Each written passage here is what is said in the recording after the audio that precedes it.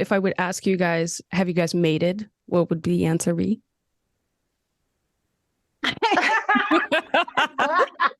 Official season 2 of HBO's Rap Shit is here.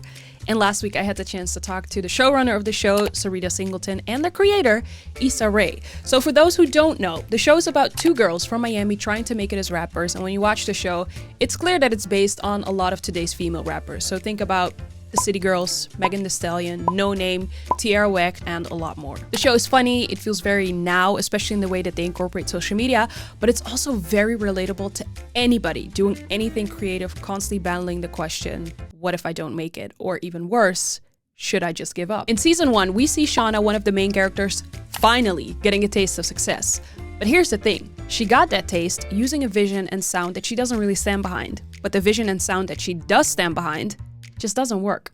We writing history, I'm flipping the page. I put in maximum effort. This the bitch I've been talking about? She always look like that? If you're an artist at heart, getting success with something that you don't like must be a nightmare. Like, what do you do? Do you go for the success and then work in your own vision later on? Or do you stick with your vision and just ignore the taste of success you just had? I asked Issa, if you were Shauna's friend, what advice would you give her? Girl, like, diversify, pack it up. I think that's something that I've learned in my own industry. Like, nothing is guaranteed. And I have such a fear of, like, this may dry up and you might not always have your moment in this area. So, like, what else are you doing to ensure that your talents are being best put to use? I knew someone who's my horror story where she was like, she would try to make this same idea work in every element. And I'm like, girl, get another idea because it's not working in this form, this form, this form. And I never wanted to be that. So I would tell Shauna, like, what else do you want to do? How else can you convey this message in your talent? This show is all about making it. But what does making it even mean? When I was 16, making it to me was like getting my own apartment here in Amsterdam, being able to hang out with my best friend every single day without my mom interrupting the fun. According to that definition, you could say that I made it. But now I'm 29. My idea of making it drastically changed. Like I said, it changes over time, and if you're not careful, it also changes with the influence of social media. Sometimes you feel like you made it until you grab your phone. And if you're not careful, the obsession with making it can overshadow everything, which we see on the show. You see the main characters, Mia and Shauna, on their journey, really trying to make it, but having to sacrifice a lot in the process. And yes, that's part of it. If you really want something, you're probably gonna have to make some sacrifices. But where's the line? Certain work excites you and it fuels you and it'll give you more energy when you're tired. You know, and then there are those other things that just feel like they're constantly draining you and you have to keep finding a reason to do it. And at that point, it's like, I don't think that this is for me. I'm doing everybody a disservice. When it doesn't feel, to her point, true to me, when I don't feel inspired or have the passion to do it anymore. And that's sometimes money can compromise that and make you like tolerate more than you might, because you're just like, well, I'm getting paid, or I took the money. And I've had those occasions where I had to like literally look in the mirror and be like, do I want this? Is this worth it? And like it's such a mental exercise to carry through. So give the money back. This last season made me think about how we always hear about the success stories, about the people who make it, which I get, those are the most inspiring stories. Nobody wants to hear about failed dreams. But reality is that there are more people who don't make it. And sometimes your dream can turn into a toxic relationship that you probably have to let go. Giving up is seen as a weakness, as something negative. But could it also be seen as a strength, like knowing when it's time to walk away? Yes, I think sometimes if you are stuck to a vision that is not authentically yours, it's just something that you thought you were supposed to want, or somebody told you that this is the path. You have to do A, B, C, and D to get there, but it's not aligning with you. It's not working for you. And you find something that excites you more. Then I think absolutely do that. And I think, like even with season 2, there's some spaces where you can see the characters maybe should give up. Give up on that and like, go with something that I think is more indicative of like who they actually are. But yeah, I think it's a case by case. I liked how they tried to explore the idea this season of finally getting to the point that you've always dreamed of and it just not being what you expected at all. Basically being disappointed with the outcome of the thing that you've worked on for so long, thinking it would fill up a certain void, and it just didn't. Basically saying, I wish people told me it was going to be like this, because then maybe I would have made different choices. In season 2, we actually see Shauna saying at one point, this isn't the dream that I signed up for. This is not the thing that I wanted. What is something that people don't tell you about making it?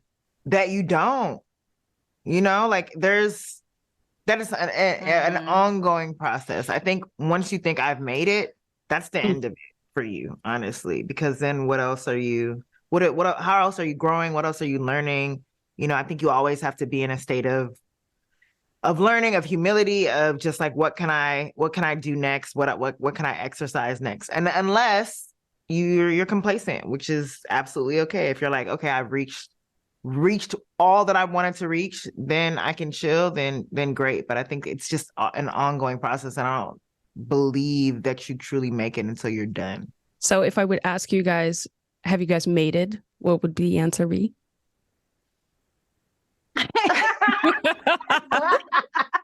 Don't answer based off of what I just said. Look, I'm like, shit. I made it. Look, okay, so I think yes and no. There's still so many more things that I want for myself, so much more potential I believe that I have.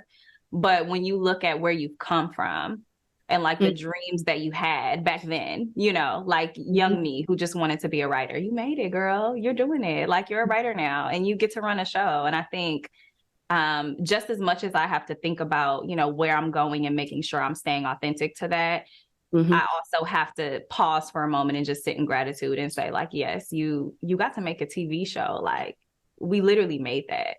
Yeah. And we've got to make 2 seasons of it. So that's something to be proud of. I don't remember where I read or heard this, but this advice really helped me. Somebody said, if you're setting goals for yourself, try to not set goals in numbers. So the amount of money that you want to have, the amount of businesses, or in my case, the amount of views or subscribers that you want to have. Because if you do that, it's a goalpost that is going to keep moving, and it just will never be enough. You will never be satisfied. Instead, set your goals in the life that you want to live. So what do you want your day-to-day life look like? What do you want your weeks to look like? If you could have your perfect day every day, what would that look like? And then work towards that. Don't do the number thing. You will never be satisfied. And, at the end of the day, you got to do what works for yourself the best and what keeps you motivated. But I got to say that my definition of making it really changed for the better after taking that advice and just asking myself, what do I want my life to look like? How do I want to live my life? What is important to me? This is what Rap Shit Season 2 has done to me, making me think about the definition of dreams, making it, how I want to live my life. I loved it. Where Season 1 was more staying true to yourself versus selling out, Season 2 is more selling out at a certain cost. I think there's a price, and I think our characters are learning the price of what it takes to make it, and if they're willing to, sell out or not. Yeah. Thank you guys so much for your time. Congratulations on a great second season.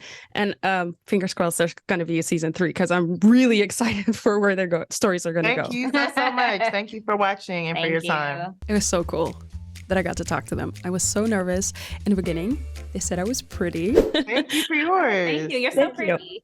Thank you, you guys as well. Thank you. I don't know why, but it just hits different when a woman says that you're pretty. Anyway, I just had so much fun. It was so cool that I had this chance, that I got to do this. Just go watch the new season of Rap Shit. It is on Max for you Americans here in the Netherlands. It's still called HBO Max. I don't know why, but it's still HBO Max over here. Don't know why they did that. It's just very confusing. Anyway, depending on when you're watching this video, there are 2 episodes up right now. And then after that, there will be a new episode every single week. Thank you so much for watching this video, and I'll catch you on the next one.